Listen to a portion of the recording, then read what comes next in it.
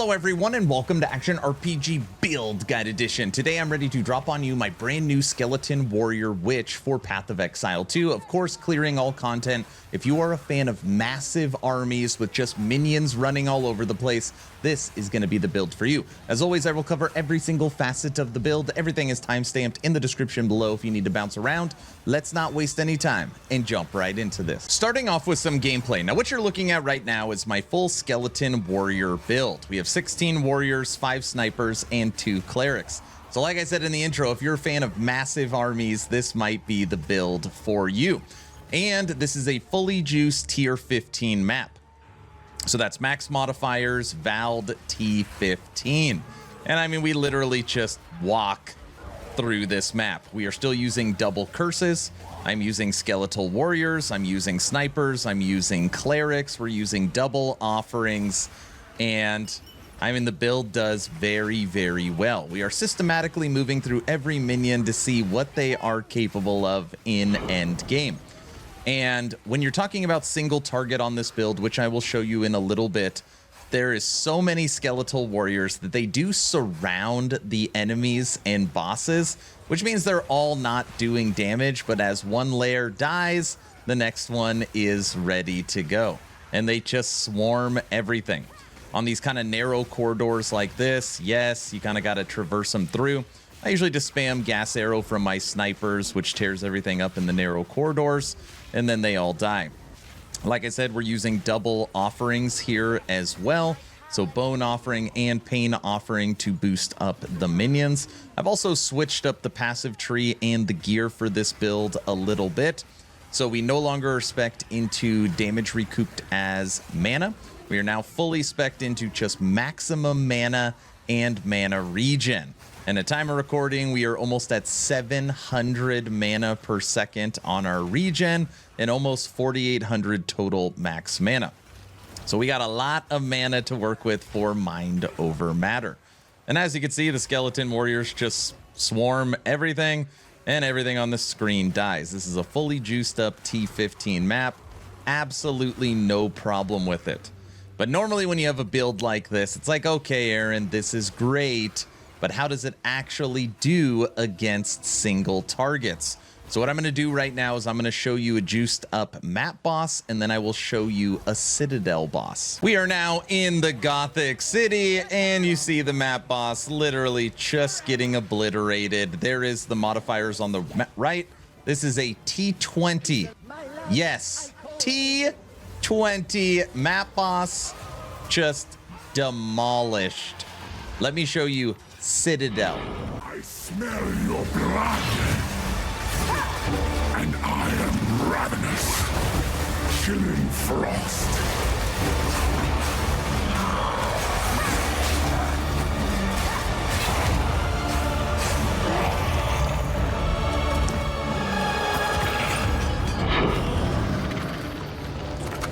Damn. Skeleton warriors. Was that faster than brutes?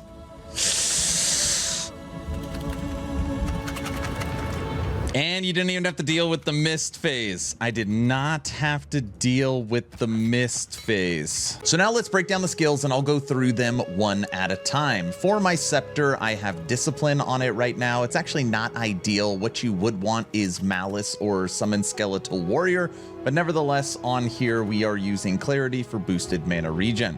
For our summon Infernal Hound, we are fully 6-linked because we are past level 90. And on here we have Meat Shield for more life, +1 to fire skills, and then we're maiming, blinding, and culling enemies. It is a very nice, good Infernal Hound.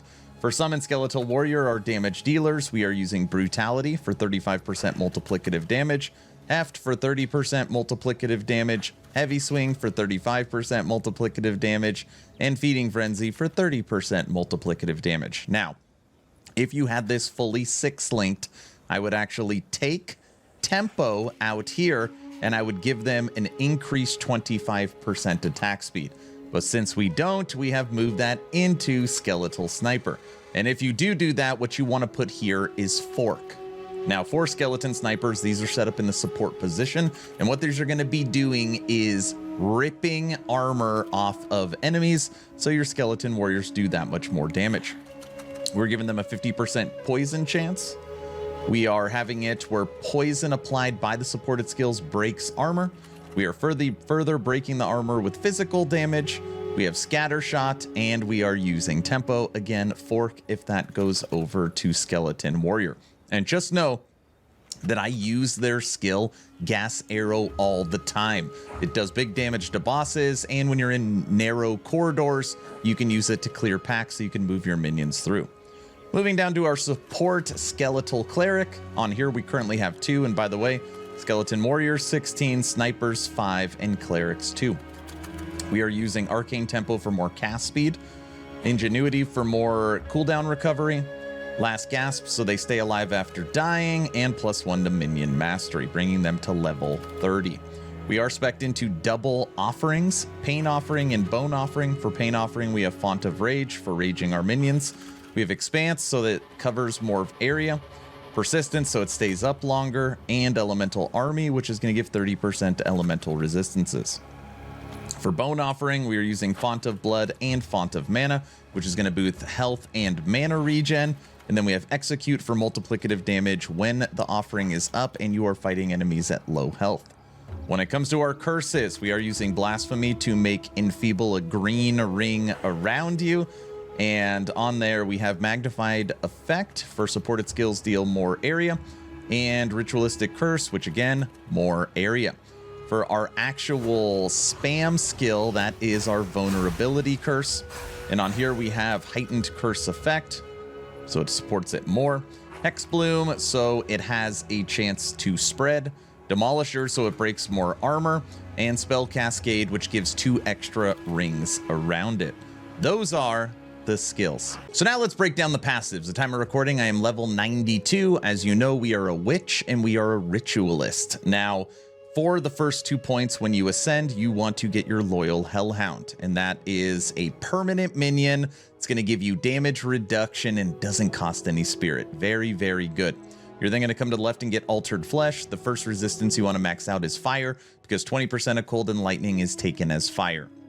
You're then going to come down here and get will, which is going to be 1 maximum spirit per your maximum life, but it's going to reserve life. Then you're going to come down here and get gaze, which exact same thing. It's going to reserve 25% life, but you're going to get more maximum mana. So that's what you want there for bigger mana pool and more minions. Now for the actual passive tree, I have changed it up a little bit. If you want to do a screenshot, you could see the entire tree right there. Okay. And I'll try to direct you through this. Now, we were fully spec'd into damage recouped as mana, and we had 107% damage recouped as mana, and we had it instead of 8 seconds down to 6 seconds, which was pretty nice. Since then, I have scrapped that, and we are now all mana regen. On this build, we are over, actually, I think 45. We're at almost 4,800 mana, and we can recoup almost 700 mana per second. So I've gone all in on max mana and just straight mana regen. Now, right off the bat, first thing you want to do is come up the middle here and get all of your minion nodes, and you're going to get some mana regen right at the start. Then you're going to come down here and snag these nodes for maximum mana and revive. When your minions die, you want them to pop up as quick as possible. You're then going to shoot right and get these node clusters here for attack speed and, yes, attack speed, movement speed, and revive, so that again they pop up quicker. You're then going to shoot left and snag this node, Relentless Dead. Minions revive faster. When they die, they pop right back up. You're then going to shoot straight up and snag this node, Lord of Horrors. Minions have 12% reduced reservation, so not only when they die they pop up quicker, but they also cost less. Now, we are a full mind over matter build, which is this node right here. All damage is taken from mana before life, 50% less mana recovery. We are also pairing this with Eldritch Battery, which converts all of my energy shield into mana. That's how I'm hoping when I'm done gearing, gonna have 5,000 mana on this build, which is obviously really, really nice. You don't have energy shield, but you have a ton of mana. Now, you can't really spec into this until you have the proper gear and the proper level, but I'm going to point out some notable nodes and some changes that we made. We now spec into this middle cluster here, which gives you mana regen and 15% mana recovery. And this node helps counterbalance the 50% less mana recovery on Mind over Matter. Down here on this cluster, it's going to give your minions some damage, and it's going to give you more maximum mana. If you come over here, this is going to help your crit chance. This is going to help your crit as well with crit chance. Over here, lots of intelligence and mana recuperation, including flow, which is 50% mana regen while you're moving. You're literally never standing still, so that's going to be a huge boost. We have also spec'd back into our double offerings, which is right down here. And this is going to make it where when you have Bone Offering and Pain Offering up, your minions are going to do 40% more damage. Now, a great node cluster to get early on as well is right over here. And this is going to boost your minions max life, minions max elemental resistance, and minions max damage. So that's the passive tree. I recommend going Revive first, and then as you level, start speccing out into Mind over Matter and Eldritch Battery. And one other thing I forgot to mention, we do take Whispers of Doom, which allows you to apply 2 curses. If you don't have this node taken, you can't use Vulnerability and Enfeeble, so make sure you grab this fairly early on as well. That is the passive tree. So now let's talk gear. What's great about this build, our skeleton ants, is that there's nothing required. You don't got to go get this certain ring or these boots for it to unlock. Every single item I am wearing is endgame rare items, and I'm going to go through each one individually. Now, some notable items that you want to look for. My scepter right now gives, yes, +5 to minion skill levels, and that's the maximum you can get on a scepter. I highly recommend mana regen, minion skill levels, and as much spirit as you can possibly get. Again, this isn't technically the right base. It does give me little blue feet, which gives my minions energy shield, but really what you want to look for is something with Malice or Skeleton Warrior, but Discipline would be my third choice. Moving over to the helmet, you want to get something that has +2 to minion skill levels, and this is probably going to be the next item I switch out with as much life, mana, and energy shield as possible. But again, with your helmet and with your scepter, you're now up to +7 out on your minions.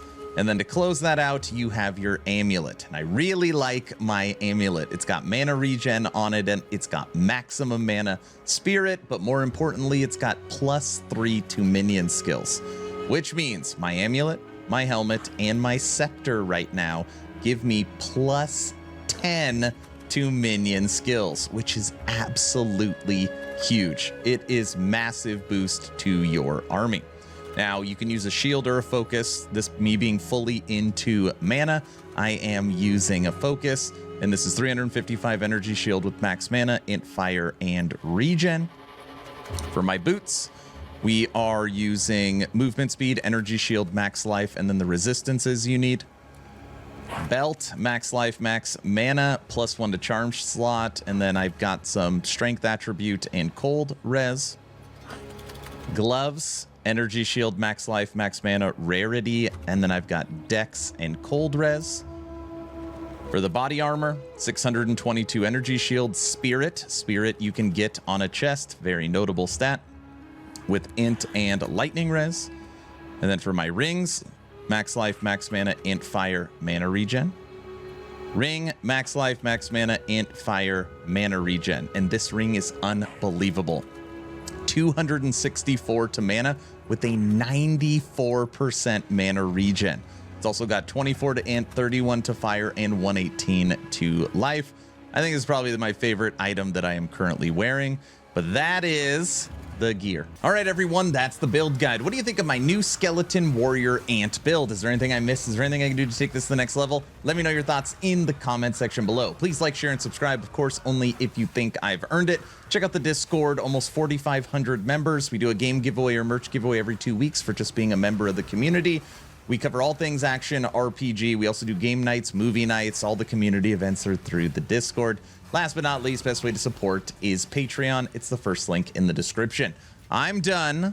Hopefully you were entertained or at least learned something. Aaron, out.